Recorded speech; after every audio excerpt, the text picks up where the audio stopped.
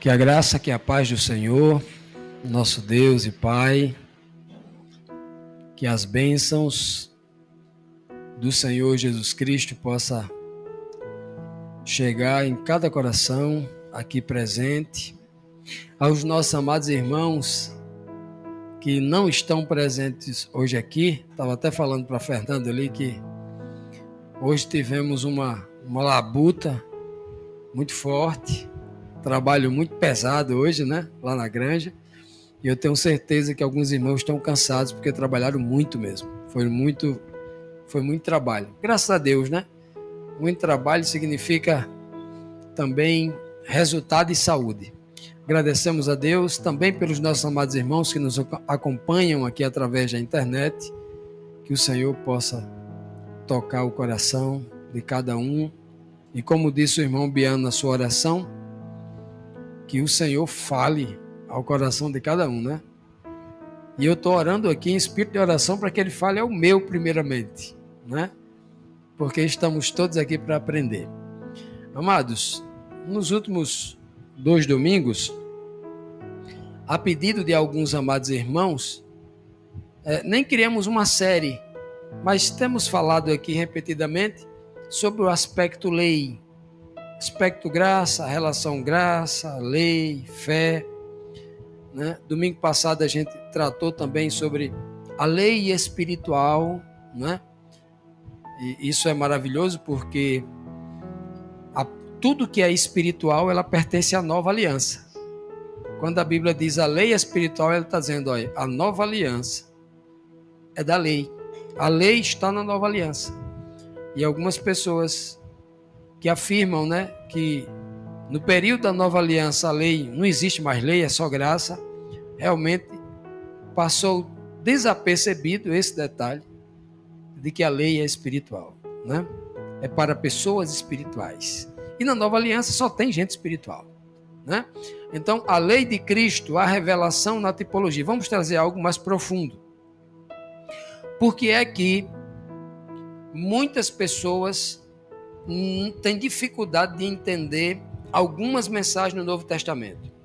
Para algumas pessoas, a linguagem usada no Novo Testamento é uma linguagem muito mais simples, é uma linguagem muito mais fácil, porque a língua grega, assim como a língua portuguesa, é uma língua descritiva e a tradução fica muito mais fácil. Já a língua hebraica é mais difícil, porque é uma língua conceitual, e aí fica mais difícil a tradução. Muita gente, quando lê o Antigo Testamento, tem dificuldade em determinados pontos de entender e tal. Mas a mensagem é a mesma. A do Antigo Testamento, a do Novo Testamento, a mensagem é um só. O conteúdo doutrinário é um só. Não há diferença, né? Nenhuma diferença. O que vai acontecer da Bíblia, do Gênesis ao Apocalipse, é que algumas previsões que é feito em alguns livros antes vão se cumprir nos livros seguintes. O que é feito em algumas décadas, em milênios antes, vai se cumprir lá na frente, ok?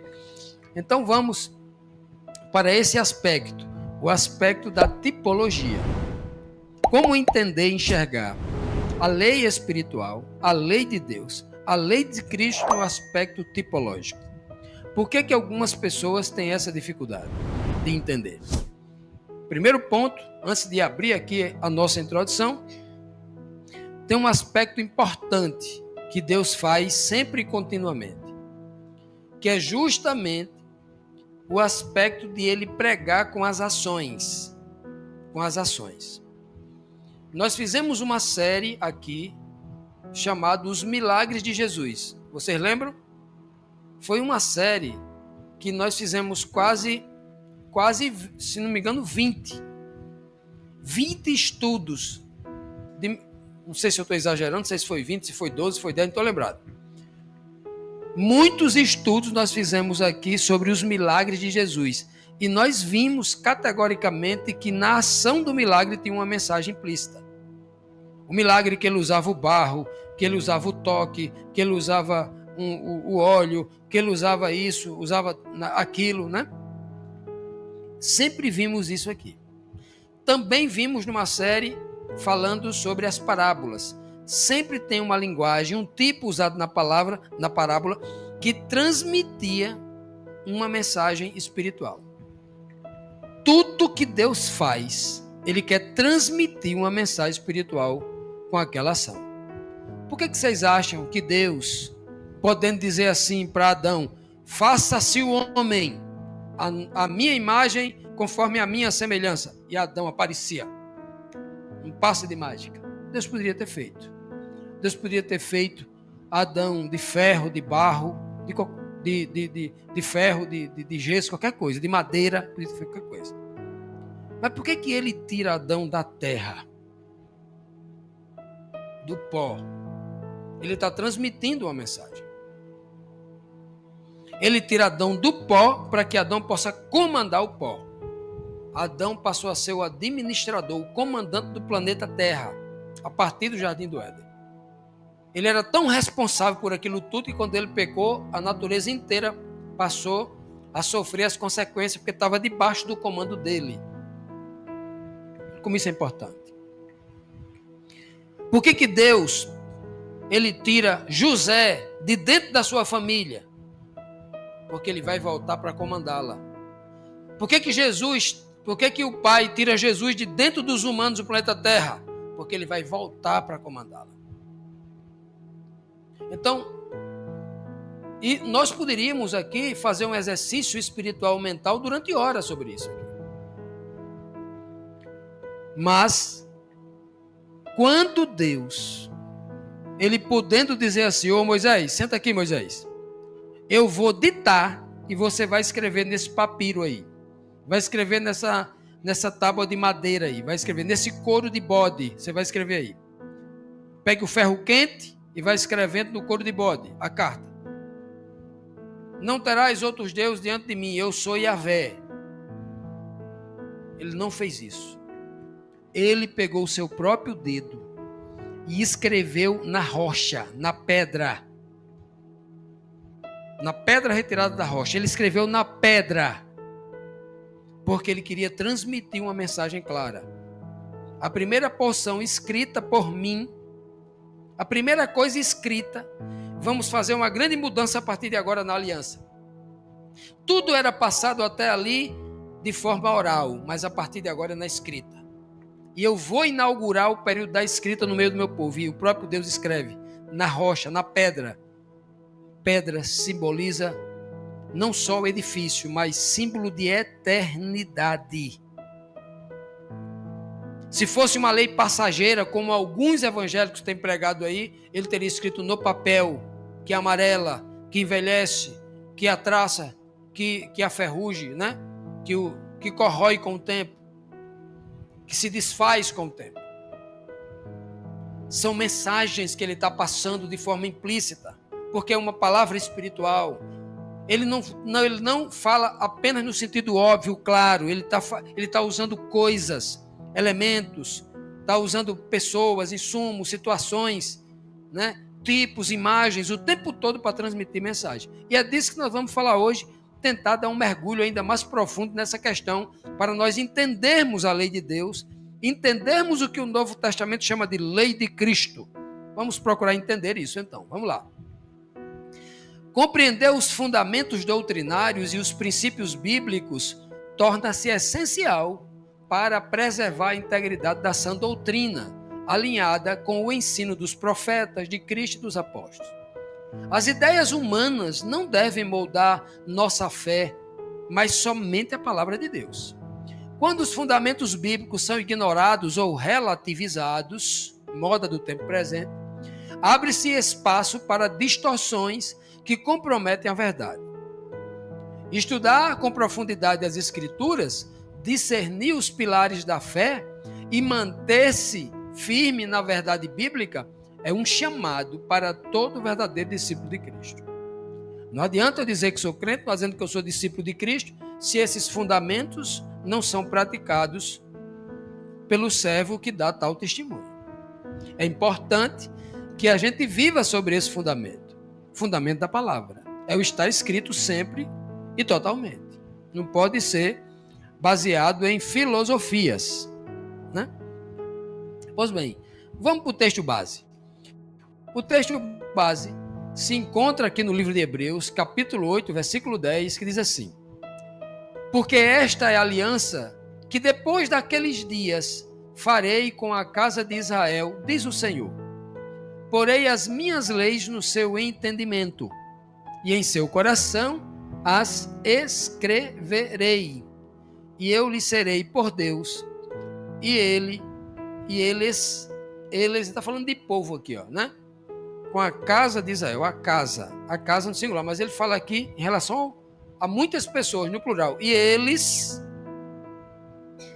né, uma quantidade no coletivo, me serão por povo. Veja bem aqui, meus amados, que a base da lei de Cristo, da nova aliança, o Senhor está dizendo que esta lei, ela permaneceria na nova aliança. A segunda aliança, a nova aliança. Coloque isso na cabeça. Segunda aliança, segunda. Sempre tem a primeira e a segunda. Na segunda aliança, isso aconteceria que o Senhor pegaria a sua lei, as minhas leis. E você sabe que a Bíblia, a própria cultura hebraica, ela divide, não a Bíblia, a cultura. Inclusive a cultura de algumas igrejas cristãs também tem esse costume de falar assim. Ele pega os 10 mandamentos e fala de lei de Deus. Os mandamentos que norteavam as leis civis do tipo, vou dar exemplo. Um touro chifrou o servo do seu vizinho e cegou. Aí a lei civil dizia, está lá escrito no Deuteronômio, o dono do touro tem que ressarcir o prejuízo do servo ao seu vizinho, de um servo, e ainda o touro teria que ser executado, e a carne do touro, né, dada para o vizinho. Havia um ressarcimento. As leis de saúde diziam, se alguém tem doença respiratória, alguma coisa nesse sentido, ou alguma coisa que transmite pela respiração, vai usar uma máscara de linho. E essa máscara de linho, ele vai e dependendo da doença contagiosa, examinado pelo sacerdote, ele vai se refugiar numa cidade de refúgio. No caso da lepra, era um dos exemplos desse aí. Lei de saúde. Existiam outras leis, as leis cerimoniais. Como deveria o pecador agir diante do templo. Como o homem que atingia a maioridade deveria pagar um ciclo de prata, o único imposto que ele pagava lá no templo. Né? E aí daí por diante. Vejam só, essas leis é chamada de lei de Moisés. Por quê? Porque foi o Senhor ditando e Moisés escrevendo. Mas os 10 mandamentos não foi assim. A Bíblia faz clara distinção. Não, mas quando Deus está ditando para Moisés, a lei é de Deus, porque Deus é quem está legislando. Moisés é apenas o digitador, é apenas o escrivão, nada mais além disso. É verdade, tudo é de Deus. Mas ao longo do tempo, criou-se esse costume. Para você ver a clara distinção, até no costume, se vê isso. Então, quando Deus diz assim, eu colocarei as minhas leis no plural, minhas leis no sentido de meus mandamentos, minha legislação, né? Ele deixa bem claro, ó, escreverei. Por que ele não disse farei memorizar, já que é no coração, que é coração aqui é mente? Eu os farei com que nunca esqueçam. Não, ele fala escrever, porque ele está dizendo para mim e para você, o que eu quero falar com você está escrito. Nunca esqueça do que está escrito. Eu estou falando com você através daquilo que está escrito. Ele está falando aqui uma mensagem muito clara para aqueles que buscam essa verdade. Agora vamos para prefigurações nos tipos. E aí eu peço que você preste muita atenção. Peço também que alguém aqui, por favor, diminua aqui esse... Eu acho que vai atrapalhar até o som do microfone lá. Veja aí com os irmãos que estão ouvindo aí pela internet. O barulho do microfone pega não, né? Tá bom. Prefiguração em tipos. A primeira, eu estou falando aqui de primeira e segunda aliança. Não é? Está tudo prefigurado. Nunca esqueça, tem dois. Primeiro e segundo, primeiro e segundo. Êxodo 31, 18 diz assim, ó. E tendo acabado de falar com Moisés no Monte Sinai, estava lá em cima, Moisés subiu, lá em cima, para encontrar com Deus lá em cima. Deus deu-lhe as 2 tábuas do testemunho, tábuas de pedra, escrita pelo dedo de Deus. Então, veja só, que a primeira lei dada por Deus foi colocada em tábuas de pedra e escrita pelo próprio Deus. Deus aqui providenciou tudo. Ele providenciou as tábuas, não sei de onde ele tirou. A Bíblia não diz, mas ele já entregou pronta a Moisés 2 tábuas escritas por ele mesmo e entregue a Moisés. Moisés não precisou providenciar nada. Deus já entregou tudo para ele, tanto as tábuas quanto a sua inscrição. É o que está escrito aqui. Tem mais um verso, ainda dessa primeira lei, a lei escrita. As tábuas, o verso 32 de hoje, as tábuas eram obra de Deus. Foi Deus quem lapidou a pedra, as 2 tábuas de pedra. Também a escrita. Ele não só preparou a tábua, ele também escreveu. Era a mesma escritura de Deus esculpida em tábuas. Aqueles 10 mandamentos, foi Deus quem preparou tudo para Moisés. E aqui, eu trago para vocês uma imagem muito clara. Então, tem uma imagem aqui, né? Isso é só para decorar aí, vocês entenderem. É Deus quem entrega tudo pronto para Moisés, algo que vem do céu para a terra. Ele entrega a Moisés, o próprio Deus prepara as tábuas e escreve sua lei nelas. A primeira. Nunca esqueça disso. Aí o que acontece com a primeira?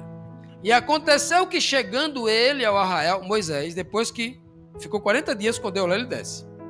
Quando chegou lá, quando ele olhou no arraial, eles fizeram um bezerro de ouro, estava tudo dançando, gritando, feito um doido, porque Moisés havia demorado 40 dias. E eles se agoniaram e pecaram. Fizeram um ídolo e começaram a negar o Deus que havia salvo ele da escravidão do Egito. E aconteceu que chegando ele, Moisés, ao arraial, e vendo o bezerro de ouro e as danças, acendeu-se o furor de Moisés. E Moisés arremessou as 2 tábuas das suas mãos, que Deus havia lhe dado, e quebrou-as no pé do monte. No pé do monte. Até esse detalhe você precisa prestar atenção. Moisés, que recebeu a lei de Deus, que Deus havia dado. Inclusive, um dos mandamentos estava lá. Não tem outro Deus diante de mim. Aí eles estavam adorando outro Deus, um bezerro. Que era um Deus, na verdade, um Deus egípcio. O boi, inclusive a letra Aleph, a primeira letra do alfabeto hebraico, ela vem de um hieróglifo egípcio, que quer dizer Deus é boi, o boi é Deus. O formato da letra Aleph é com a cabeça de um boi. A letra Aleph é antiga, não é essa moderna agora. Primeira letra Aleph. Olha que coisa. Vem de lá. É como se ele dissesse, nós voltamos aos deuses egípcios e vamos adorar. Essa fluência é tão maligna que ela avança da Babilônia para o Egito, do Egito para a Grécia. E na Grécia inventaram o Minotauro, um homem, corpo de homem e a cabeça de touro. E essa, né? Aí ao longo do tempo criaram o Bafomé, que é um deus aí para a turma da Nova Era e outros tantos aí, que é um homem, um corpo de homem, a cabeça de um bode. E essas lendas que vêm muito, 2.000, 3.000 antes de Cristo, né? As pessoas não conseguem enxergar a maldade de onde ela vem, a origem, né? Muita gente não percebe isso. Então aqui, Moisés viu ali, e o texto de Moisés, o segundo mandamento dizia, não faça imagem de escultura diante de você, nem reverencie, nem se curve diante delas, né? e nem desonre o meu nome. Eles disseram: o Deus que tirou a gente lá do Egito abandonou a gente para morrer. Estavam desonrando o nome de Deus. Então eles transgrediram ali os primeiros 3 mandamentos da lei de Deus de forma clara. Já em Moisés, com 2 tábuas na mão. Aonde 1/3, os 3 primeiros mandamentos da lei de Deus haviam sido destruídos. O que é que Moisés fez? Desesperado, jogou as tábuas no chão e quebrou. Irado, revoltado. E aí Moisés quebra, presta atenção, não esqueça esse detalhe. Ele quebra as tábuas, joga no chão. A tábua que veio do céu, ele joga no chão. A tábua que foi tirada da rocha, ele joga no chão. Presta atenção aí o que vai acontecer. Essa é a primeira. Vamos para a segunda. Quantas alianças tem? Quantas alianças tem na Bíblia? 2 alianças. A antiga aliança antes de Cristo. Nova aliança depois de Cristo. A nova aliança depois de Cristo, ela é caracterizada por uma coisa só, chamada de a era do Espírito Santo. É o batismo com o Espírito Santo na mente das pessoas que faz com que esse Espírito... Por isso que no próximo domingo vamos tratar de um tema profundo aqui já. Chama-se a era do Espírito. É justamente esse período da nova aliança. A era do Espírito. Eu falo era do Espírito, eu falo a partir do Pentecostes. Depois da ressurreição de Cristo, ele agora dá em plenitude aquilo que todos os profetas do Antigo Testamento ficavam prometendo, inclusive Joel. A segunda diz: disse o Senhor a Moisés, agora você vai lavrar 2 pedras. Você não quebrou a primeira? Você quem vai fazer 2 pedras. Você vai lavrar, vai cortar as pedras, vai lixar, vai polir, como as primeiras. E eu escreverei nelas as mesmas palavras que estavam nas primeiras tábuas que você quebrou, que quebraste. Pergunta: a lei da primeira tábua mudou na segunda? A lei que estava nas primeiras tábuas mudou na segunda? Por que eles dizem que a lei da primeira aliança muda na segunda? Eles não entenderam a tipologia aqui, não? Vamos continuar. A escrita, O Senhor deixa bem claro, a escrita não muda. A segunda: me disse o Senhor, alisa, hoje para um minerador você diz polir, não é? Alisa 2 tábuas de pedra como as primeiras, e suba até mim, ao monte, e faze-te uma arca de madeira, e naquelas tábuas escreverei as palavras que estavam nas primeiras tábuas que quebraste, e as porás na arca. Eita, coisa linda. Agora tem um contexto que não tinha na primeira. Percebe? Na primeira lei não tinha arca. Mas agora, na segunda, que ele sobe lá e recebe, Deus fala assim: você é quem vai fazer a tábua. Tábua vem de onde? Tábua aqui não é madeira, tábua aqui é pedra. Essas pedras vêm de onde? A pedra é feita de quê? A pedra é feita de quê? A pedra é feita de quê? A pedra? É feita de quê a pedra? De pó da terra. Presta atenção. Se você nunca foi numa mineração, tem mineradores aqui no Rio Grande do Norte. Eu tive a oportunidade de visitar várias minerações aqui.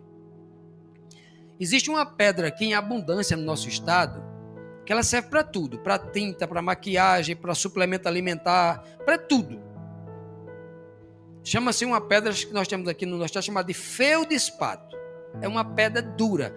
Você vai daqui para Mossoró, você vai daqui para o Alto Oeste, você vê aquelas montanhas de pedra.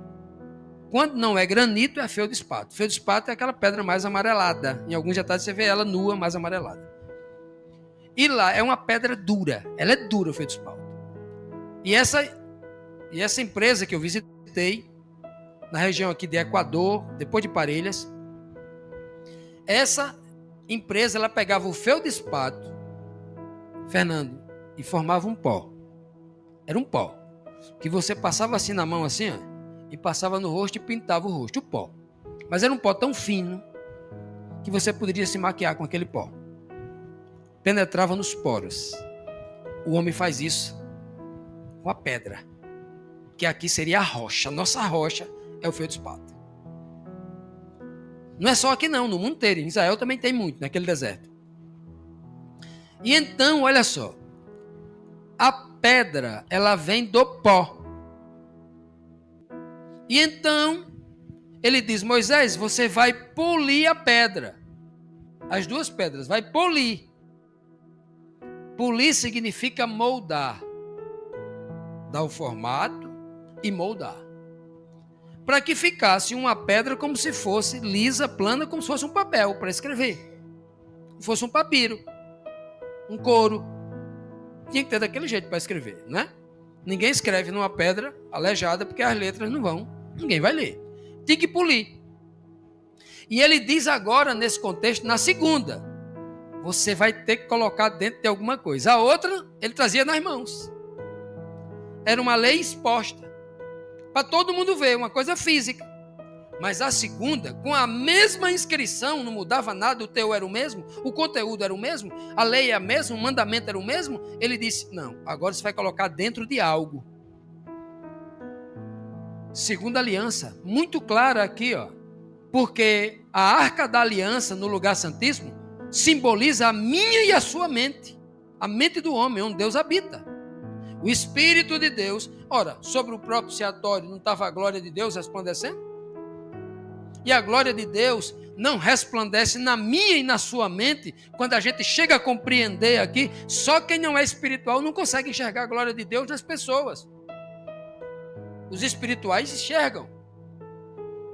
E aí, ó, a Arca da Aliança, nós fizemos uma série aqui falando sobre o santuário, uma série, e falamos sobre o Santíssimo, falamos sobre a Arca da Aliança. A Arca da Aliança é a tipologia da mente, é onde Deus habita, é onde a lei é colocada lá dentro, como ele diz na aliança, eu colocarei as minhas leis dentro de você, no seu entendimento, na sua consciência, na sua razão. É como se o meu cérebro fosse a Arca da Aliança e a minha consciência recebesse o entendimento desta lei. Isso aqui, meus amados, é a beleza da primeira lei e a segunda lei, ou as primeiras tábuas e a segunda tábua. Olha que tipologia espetacular o Senhor está nos passando aqui. Depois, aí temos aqui a segunda. A primeira, quem foi que produziu as tábuas? Quem foi que produziu as tábuas na primeira? Quem foi que produziu as tábuas na primeira? Deus. Quem foi que escreveu nas primeiras tábuas? Deus. Porque a lei é dele, a escrita, a mensagem é dele, o conteúdo é dele. Na segunda tábua, quem é que faz as tábuas? Está aqui Moisés fazendo. Ó. Moisés faz e leva para que Deus possa escrever. Porque a lei é de quem? A tábua é do homem. E a tábua vem de onde? A tábua vem de onde? Do pó. Quem é que vem do pó? O homem. Por quê? E agora é Moisés, né? E olha que mensagem Deus está passando para a gente nessa tipologia.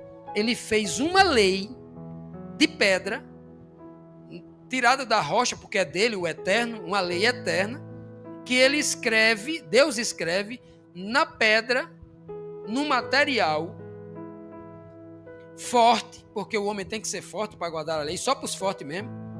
E ele faz justamente uma lei propícia para o ser humano, que ele escreve na pedra, do material que o ser humano é feito, pó da terra. Ele faz disso. Na segunda, é o ser humano que entrega para Deus as pedras, para que ele possa escrever. Isso é uma aula premeditando, dizendo em tipos que haveria duas alianças. E a segunda aliança seria muito superior. Vamos entender mais? Vamos aprofundar mais isso aqui? Vamos para o tipo? Eu já vou adiantar, porque o que eu vou dizer agora, vocês vão encaixar isso aqui. A primeira tábua, o primeiro ser humano, foi Deus quem fez. E já colocou nele a sua lei. Adão, o perfeito. Foi Deus quem colocou tudo lá. Mas o segundo Adão, Jesus Cristo, foi nós que demos para Deus. Foi o ser humano quem gerou. Foi Maria que gerou Jesus. Nós entregamos ele para Deus. As tábuas. Para que Deus pudesse escrever nele a sua lei. A mesma lei. Que Adão não conseguiu guardar.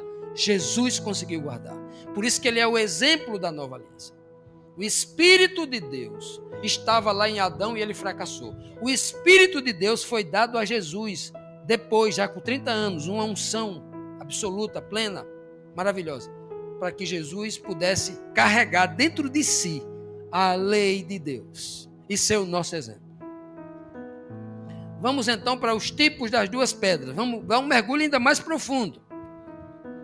Se você não tá, eu sei que a maioria dos irmãos que nos acompanha sempre já está acostumado a esse tipo de análise da tipologia. E eu sempre digo, só vai entender o evangelho do Novo Testamento quem conseguir enxergar as tipologias do Antigo Testamento com essa clarividência. Senão não vai entender.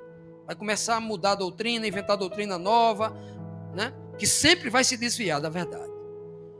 As tipologias é um dos fundamentos das Escrituras mais importante para o homem entender a mensagem espiritual de Deus. Vamos lá. A primeira. Vamos para a primeira. E criou Deus o homem à sua imagem, a imagem de Deus o criou. Homem e mulher o criou. Homem e mulher aqui é a mesma coisa. Homem, né? A palavra Adam, quando Deus criou Adão, deu o nome dele, chamou ele de Adam. Adam quer dizer humano. E ele disse, e o nome da mulher era Adam. Eva também é chamado de Adam, ou seja, é um ser humano também. Depois é que chamou ela de Eva, ok? Então, Deus criou o homem à sua imagem. Olha que coisa linda, a sua imagem. Mas ele já tinha dito no texto anterior, ou melhor, no texto posterior, porque esse aqui é o princípio, é o texto que vem antes. No capítulo 2, ele vai dizer, e Deus criou o homem à sua imagem, conforme a sua semelhança. Imagem, homem interior. Homem com emoções, com razão, com sentimentos, homem inteligente, etc. Semelhança, aspecto físico.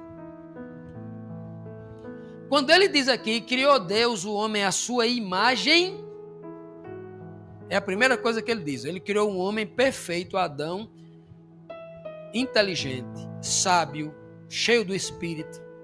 Já criou assim. Adão com o mesmo amor que Deus tinha, com o mesmo sentimento que Deus tinha, é o que ele está dizendo aqui, porque trata-se da pessoa interior. A palavra imagem, imagem de Selem, no hebraico. Olha que coisa linda ele está dizendo aqui. Ó. Então o primeiro que Deus criou foram aquelas tábuas perfeitas que ele entrega pronto já para Moisés. Aqui ele entrega Adão para o mundo, para o jardim do Éden, perfeito. Deus entrega a sua lei para Moisés, um homem chamado, convertido, um homem que estava ali na justiça, justificado. Ele entrega também, entre aspas, um homem perfeito, entre aspas. Né? Moisés era pecador. Mas na justificação, Deus o enxerga assim. 2. E disse Deus, já agora no capítulo 2, já no versículo 1, no capítulo 1, versículo 26 e 27. E disse Deus, façamos o homem a nossa imagem, conforme a nossa semelhança. Aí no capítulo 2, verso 7, ele diz, ó, e formou o Senhor Deus o homem de onde? Do pó da terra. Pó da terra. E soprou em suas narinas o espírito, ou seja, o fôlego. A palavra espírito é que está aqui, o fôlego.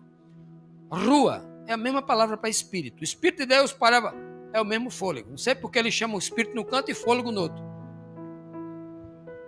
Mesma palavra. E Deus soprou em suas narinas o fôlego da vida.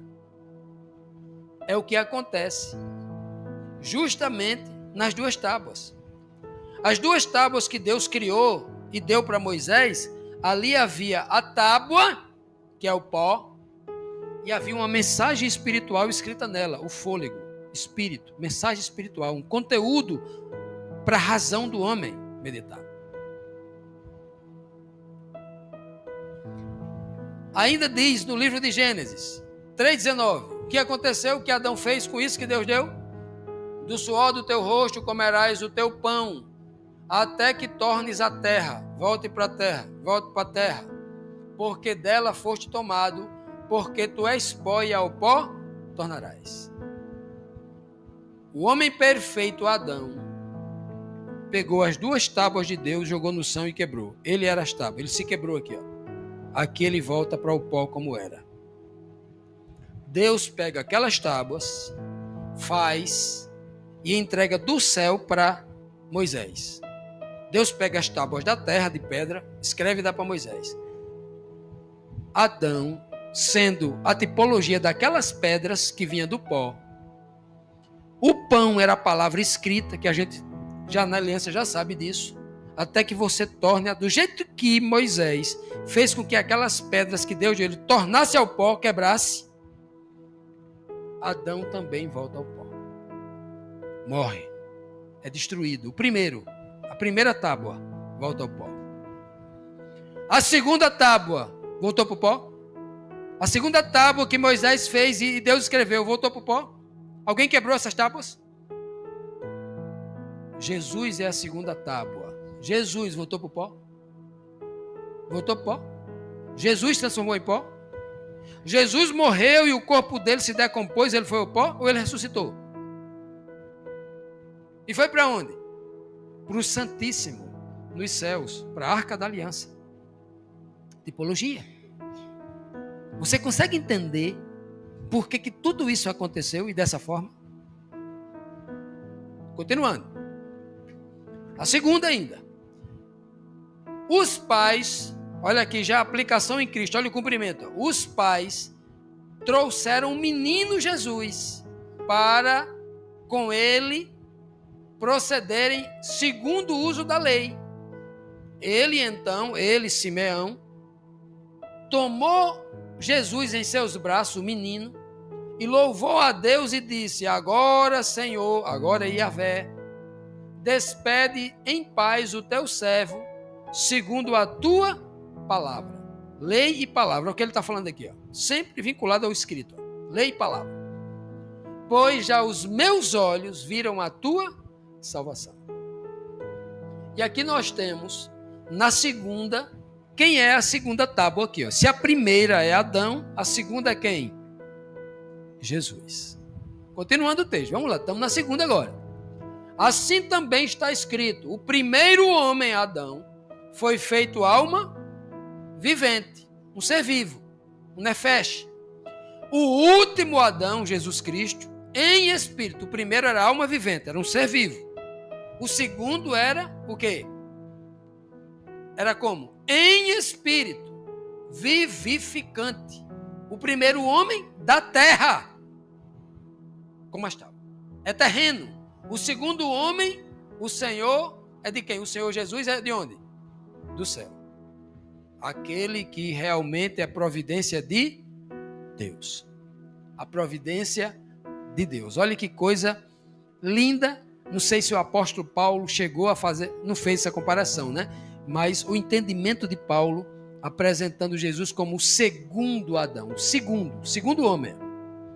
Sempre ele trata primeiro e segundo. Primeiro, inclusive não é à toa que as tábuas dos 10 mandamentos está baseado, é feita de 2 tábuas. Deus poderia ter escrito os 10 mandamentos numa tábua só. Coisa mais simples, rapaz. Mas ele escreveu em 2, porque ele sempre vai transmitir essa mensagem para a gente em 2 fundamentos. Sempre é assim. Primeiro o homem, primeiro Deus, os 4 primeiros mandamentos eram mandamento de Deus, era coisa divina, primeira tábua.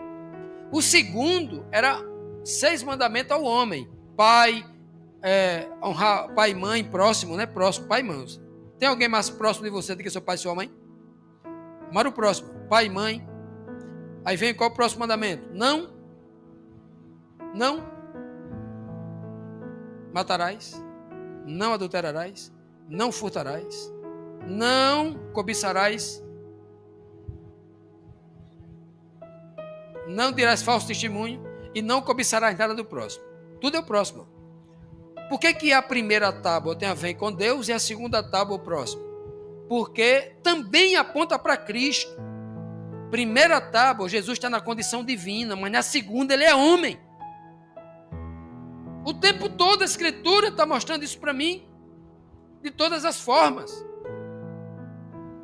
E por que é que eu não paro para meditar nessas coisas e enxergar o que Deus está querendo me transmitir com cada detalhe desse, com cada estrutura tipológica dessa?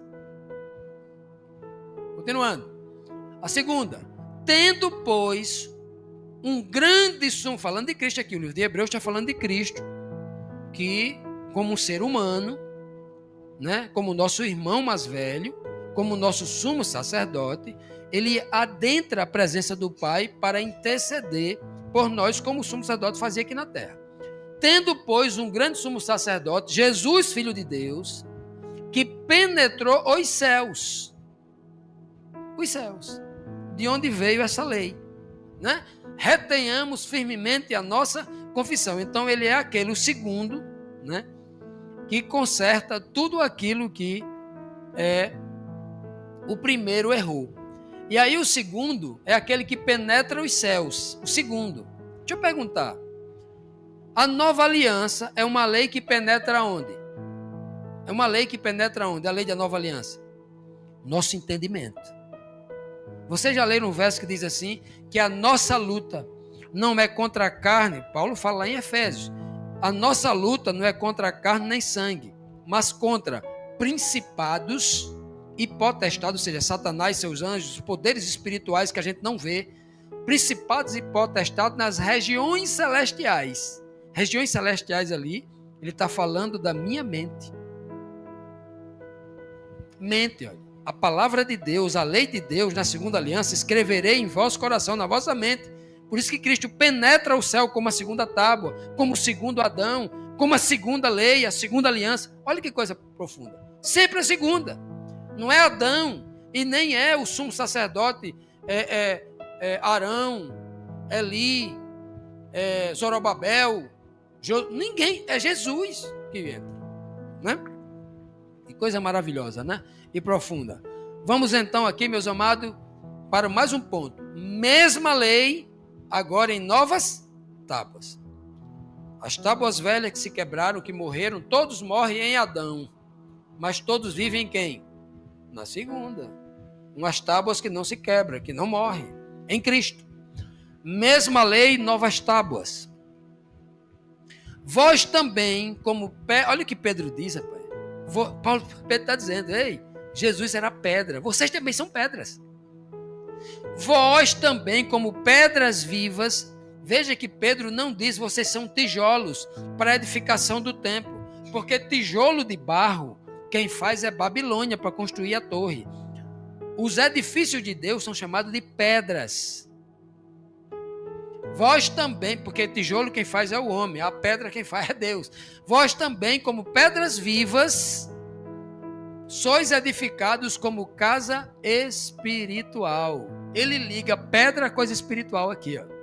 Pedra a coisa espiritual. Por isso que Paulo diz que a lei é espiritual, porque ela não foi escrita em pergaminho. Ela não foi escrita em couro e nem em tábua de madeira. Lei espiritual, pedra viva, casa espiritual. Para seres o quê? Sacerdócio santo, oferecendo sacrifícios espirituais agradáveis a Deus por Jesus Cristo. E a beleza aqui que eu tenho aqui, ele explica aqui, pedras vivas para ser espiritual, oferecendo sacrifícios espirituais. Vocês sabiam que, inclusive está em uma das nossas análises aqui, de um dos milagres que a gente estudou com profundidade aqui. Lembra do primeiro milagre público que Cristo fez? Lá em Caná da Galileia, no casamento, onde ele transformou água em vinho. Lembra disso? O que é que havia ali? 6 potes, 6 talhas de pedra. Por que o judeu não fazia jarra? Aqui no Nordeste tem muita jarra. Quando eu era menino, nas casas dos meus pais, dos meus avós, havia uma jarra, Fernando, desse tamanho assim. Era um jarrão, grandona, onde se colocava água. Era a nossa geladeira de antigamente. Quando eu era menino, até 6 anos de idade por ali, era não era um pote. Pote era já um jarrinho pequenininho. Você botava água em pouca quantidade. Mas aquela jarra grande ali, era muito gostoso pegar aquele caneco de alumínio e ir lá no fundo e trazer ele cheio e tomar. Era água gelada ali. Era a nossa geladeira. É gostoso ou não é aquilo ali? É muito gostoso.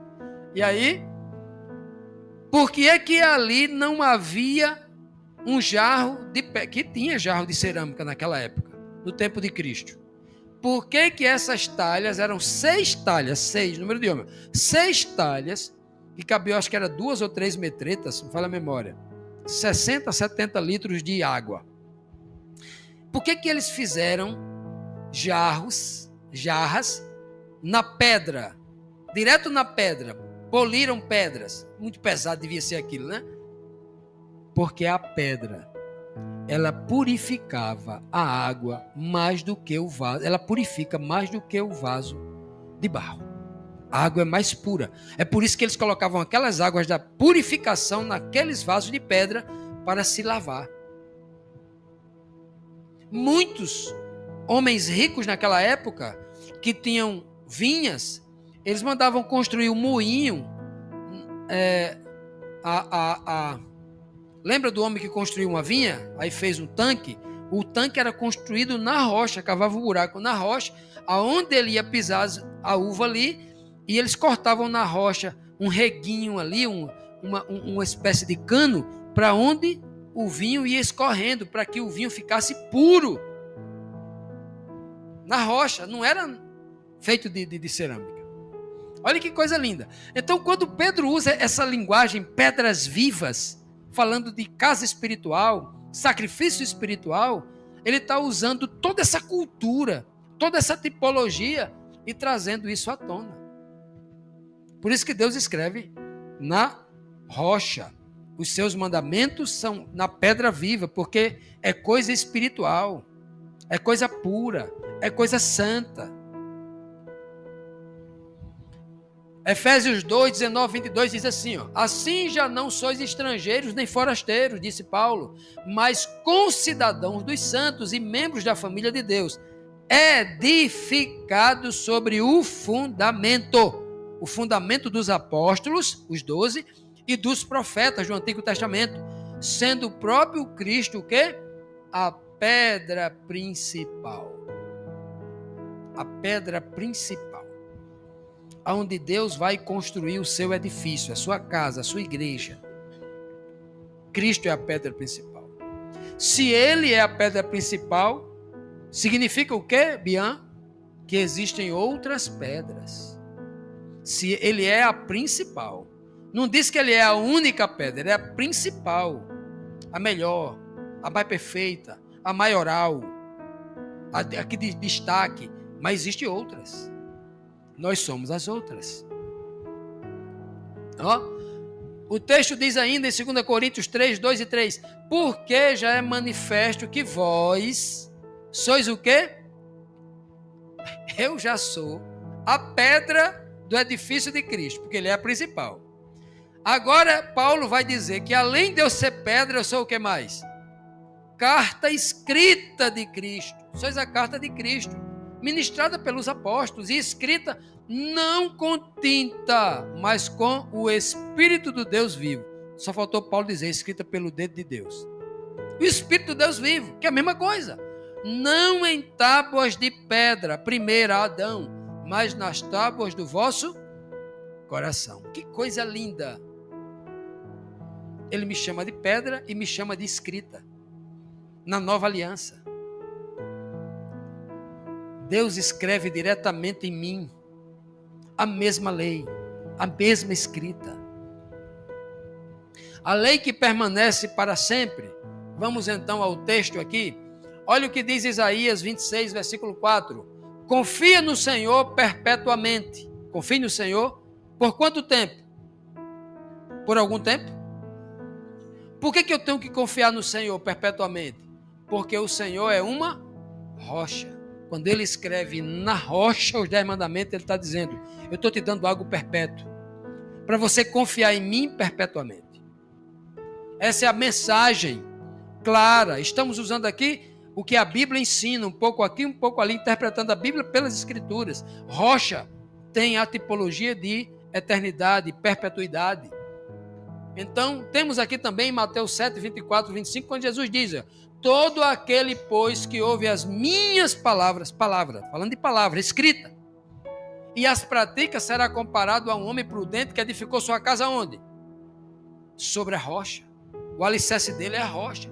Minhas palavras, está aqui, a palavra escrita está sempre ligado à rocha. As palavras são eternas. As palavras de Deus não passam. O próprio Cristo, né, vai dizer destas palavras eternas. Isaías vai dizer que as minhas palavras jamais passarão. Malaquias 3,6 diz assim, o próprio Deus falando, Yahvé, porque eu, o Yahvé, o Senhor, não, porque eu escrevo na rocha, não mudo. Por isso vocês, filhos de Jacó, filhos da carne, descendente da carne, não são consumidos, porque eu dei uma promessa ao pai de vocês, Abraão. Por isso que vocês não são consumidos e eu não mudo. A minha palavra não muda. A palavra que eu emito, ela não volta atrás, não. Não é assim que diz lá no livro de Isaías 48, mas também Tiago ainda diz mais, Tiago na nova aliança, né? Aquele que serve a Cristo, toda boa dádiva e todo dom perfeito vem de onde? De onde veio os 10 mandamentos? Quem escreveu veio de onde? Onde é que estava? Do alto. Todo dom perfeito vem do alto, descendo de quem?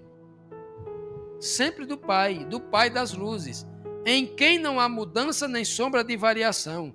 A lei desceu do Pai das luzes. A lei foi dada por Deus, de cima para baixo. O legislador é quem escreve isso aqui. Se tudo que vem descendo do Pai das luzes para o ser humano aqui, não pode haver mudança, nem sombra de variação. Você não pode variar no mandamento de Deus. Você não pode mudar nada, tirar nada, colocar nada. Porque aquilo foi dado por um Deus que é eterno e cuja palavra e vontade também são eternas. Concluímos dizendo para você, para todos nós, o Deus eterno, legislador soberano, não muda. Ele não muda com o tempo, nem se curva às opiniões humanas. Sua lei é expressão direta de seu caráter santo, justo, inerrante e perfeito.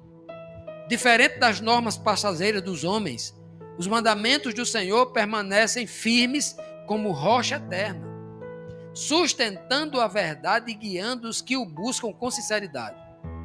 Conhecer e reverenciar essa lei é reconhecer a majestade de um Deus que não apenas legisla, mas revela seu amor e justiça por meio de princípios que jamais falham. A lei de Deus não falha. A lei de Deus é perfeita, disse o apóstolo Paulo. Que o Senhor, meus amados, esse Deus que legisla, esse Deus que cuida, esse Deus maravilhoso que quer escrever a sua vontade e a sua lei em nossos corações, possa também, com o seu Espírito, gravar todas estas revelações em nossa mente, para que nunca nos esqueçamos do Deus que temos, do Pai que cuida de nós. Em nome de Jesus, aprendamos tudo isso e praticamos.